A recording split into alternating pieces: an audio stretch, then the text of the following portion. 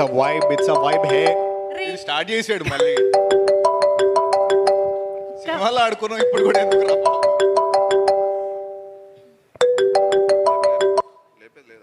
మాకు కూడా ఇట్లా ఫస్టే ఫోన్ చేస్తే మా స్పీచ్లు దబ్బావు కదా భయ్యా. గీతానంద్ గారు, బాబు చెప్పావు ఇప్పుడు ఏం ఆడుకుంటావు? ఈ సినిమాలో ఇద్దరితో రొమాన్స్ చేశారు కదా, ఎవరితో చేస్తున్నప్పుడు బాగా కంఫర్ట్గా అనిపించింది? నీతో ఇప్పుడు నువ్వు చేద్దాం రొమాన్స్ ఎక్కడున్నారా నువ్వు? సినిమాలో ఆడుకున్నావు పైన నుంచి కింద దాకా, నువ్వు నీ టాస్క్లు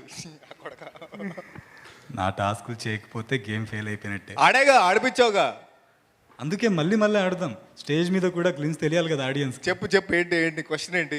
ఈ సినిమాలో ఇద్దరితో రొమాన్స్ చేశారు కదా, ఇద్దరిలో ఎవరితో చేస్తున్నప్పుడు కంఫర్టబుల్గా అనిపించింది? కంఫర్టబుల్ మా హీరోయినే, డౌటా? నువ్వే కదా టాస్క్ ఇచ్చింది, నువ్వే కదా చేయమంది. సరిపోయిందరా? సరిపోయింది. Thank you so much.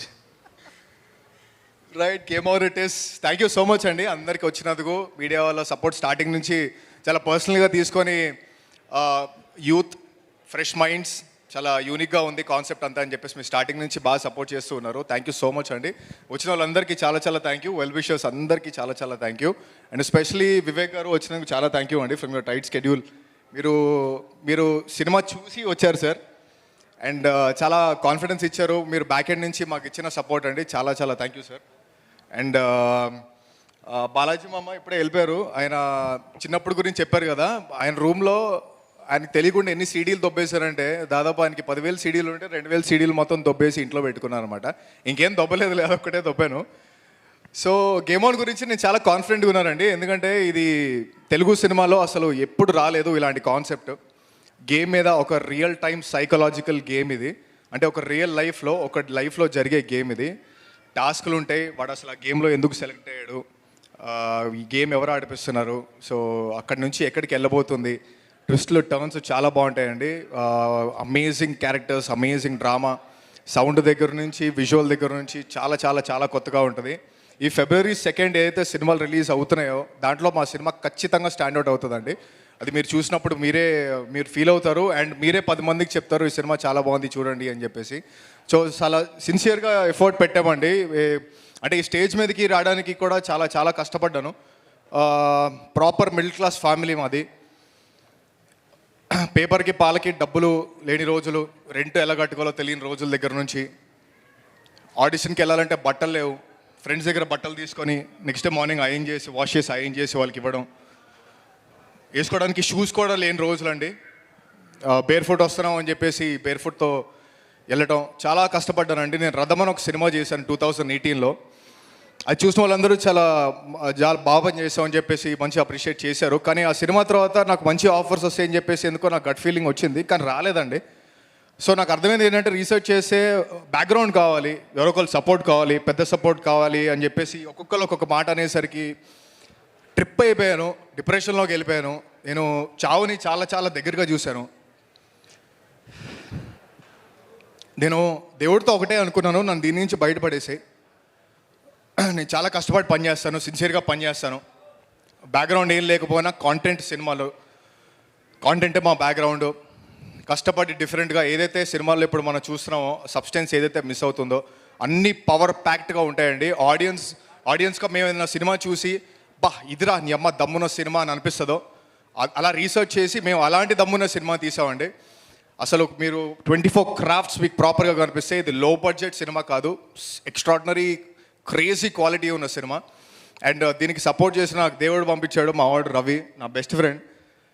అసలు ఎంత పాజిటివ్గా ఉంటాడంటే అసలు నేను ఎక్స్పెక్ట్ కూడా చేయలేదు, కానీ ఇది జరగాల్సిందే. ఎందుకంటే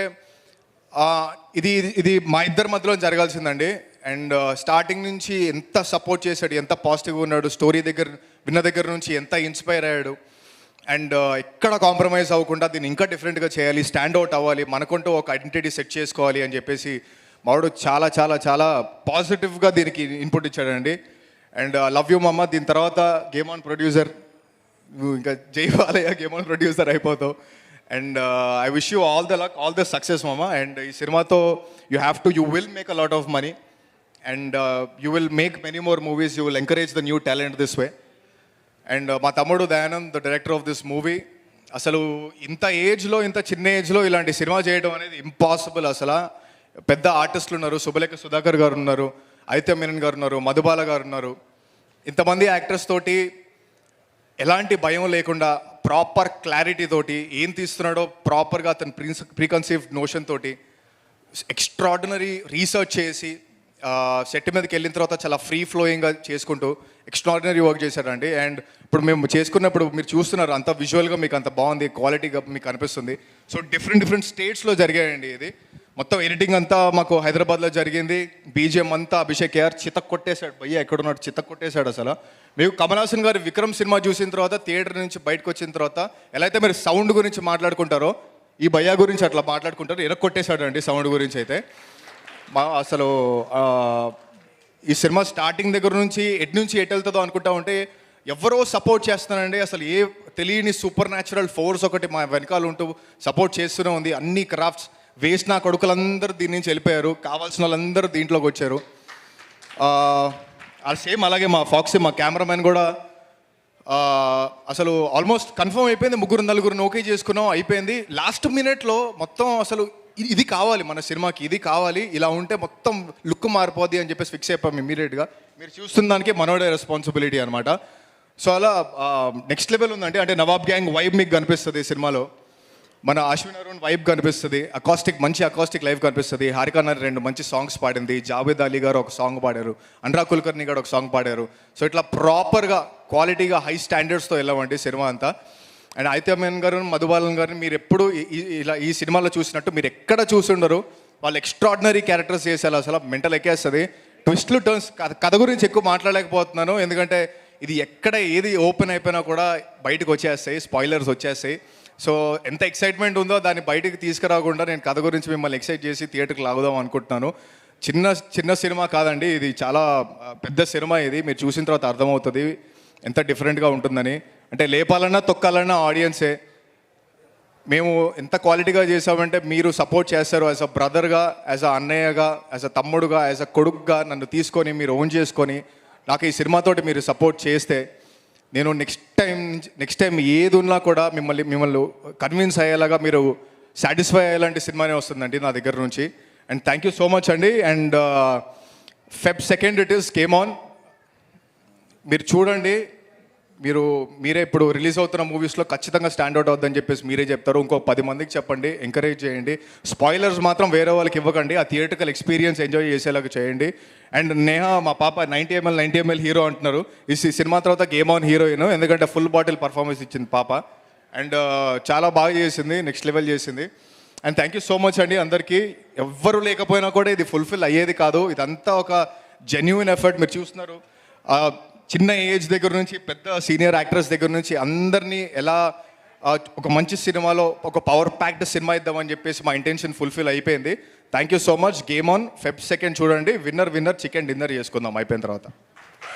super, thank you so much.